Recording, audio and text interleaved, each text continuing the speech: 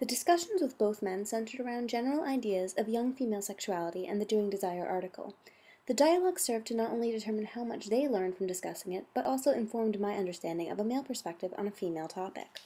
Michael was the father of a young daughter at age 52, and Gregory was the boyfriend and older brother of young women at age 26. Young women come to view their sexuality in very complicated and convoluted ways. When they hit adolescence, they begin to mature physically, take on women's contours, and teenage girls begin to be seen as sexual. They certainly feel more sexual. Yet society expects them to be nice, proper women who don't participate in sexual acts outside of a heterosexual marriage structure. But this contradicts the other societal message they get, to be vessels of sex and desire. It's called the Madonna-whore complex, or dichotomy, which has not been completely dismantled by the feminist movement or sexual revolution, though it has been challenged. Would you agree with this? Meaning, do you think it exists for young women? Do you think it's the same for boys? I first asked Greg what he thought of this.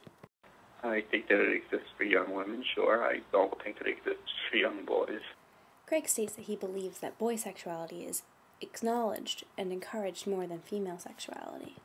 Michael answered similarly. I agree that there is a dichotomy for young women. The expectations of society, religion, of chastity, modesty. Meanwhile, popular culture, media is constantly, appealing to the prurient interest in sexuality, in popular culture directed to women. I certainly think that it's throughout the history. There's been a double standard as applies to adolescent males. Both men agree that there was a double standard present, and that boys were not held to the same ideals of purity that girls were. Both men expressed a belief that the media played a very large role in how women were expected to act. I think the proliferation in the last 20 years of the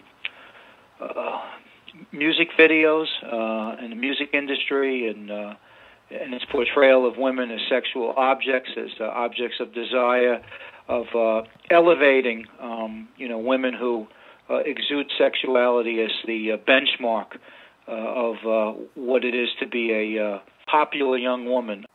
Michael said that music videos and entertainment media were probably the most prominent and pernicious factor in the last 20 years on how women were viewed in the media and society.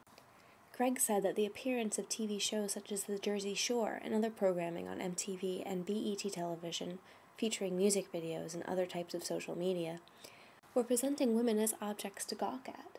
He says that it wasn't healthy, and he sees it totally affecting women. He says that it influences negative ideas of sexuality as a woman's only purpose. Sort of maybe give them a mentality like maybe this is how I should act because this is what will get me a man, which is, well, of course, has to be my goal.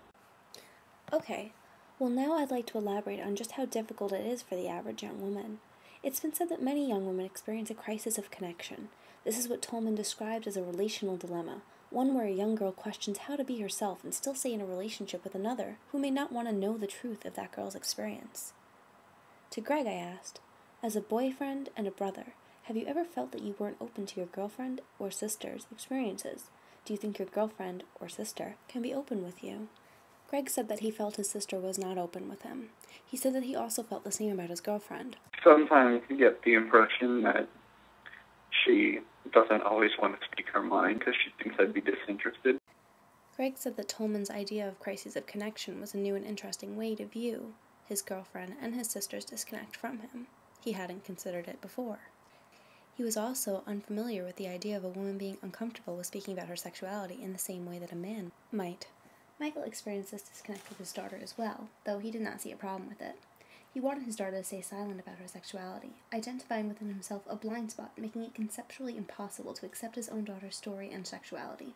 Even when we discussed Tolman's book and the importance of a young girl expressing herself, he said he struggled with a natural urge to retreat from her. We then turned to talk more about society. I said to them, when a girl is a young adult, it is difficult to disregard overwhelming messages of what her femininity should be or should look like, including her sexuality. It's hard to empower oneself if your aim is to fulfill a societal role. What do you think the role of women is as determined by society? Michael answered that he felt that most women were on parity with men when it came to sexual freedoms, but with young women, as the ones described by Tolman, he felt they were not as mature as adult women, so though their desire is biologically appropriate, it is not societally appropriate. Greg exposed this as a different aspect of a societal view, the young man's take on young female sexuality. Some guys in high school viewed women as such. Somebody to, to have sex with, and other people were slightly more romantic than that. But still, it was less of a companionship thing, and it was more of a, hey, this is kind of cool, I'm experiencing something new. But I don't really know what I'm doing. I don't really know why I'm with this girl. Other than from the standpoint that they were physically attractive. Both men viewed women as objects of sorts, Michael exposing overall vulnerability to a societal standard where young women were viewed as children, and Greg exposing the loss of a young woman's identity as simply a male's object of adventure and pleasure. Since both men seemed to view these young women as vulnerable in some way, immature, or likely to be used, I told them that women are robbed of agency when they are viewed this way. I stated, because of these societal pressures. But many young women have desires of their own that are perfectly legitimate. Michael, as a father of a young woman, do you believe that she is more likely to be a sexual predator or preyed upon? Why? Most women would be more likely to be preyed upon than being a predator. Greg, as a brother and a boyfriend, how do you feel about this question? I see them more as being preyed upon. I think that the predator is typically seen societally as a man. Greg said that this prey-predator relationship is not innate and it's imposed on us by society. Both men agreed that these gender roles could decrease the power of a female. When it comes to young men and sexuality, they're viewed the predators, and so they don't really lose their reputation. They're allowed to have desire and pursue it.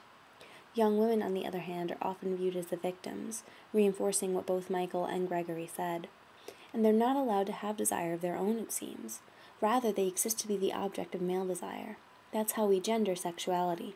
Women aren't perceived as actively pursuing their desires. They're just viewed as prey. If they're viewed as aggressive sexually, meaning that they have sexual agency, they're often called degrading names like slut and whore. When asked if the men agreed with this or had experienced it, both men said they had, and though they did not believe that gendered pejorative names were in any way acceptable, they both had very different beliefs on how those names were earned. Michael didn't believe it was senseless per se, and thought promiscuity was to be frowned upon, but not simply for females.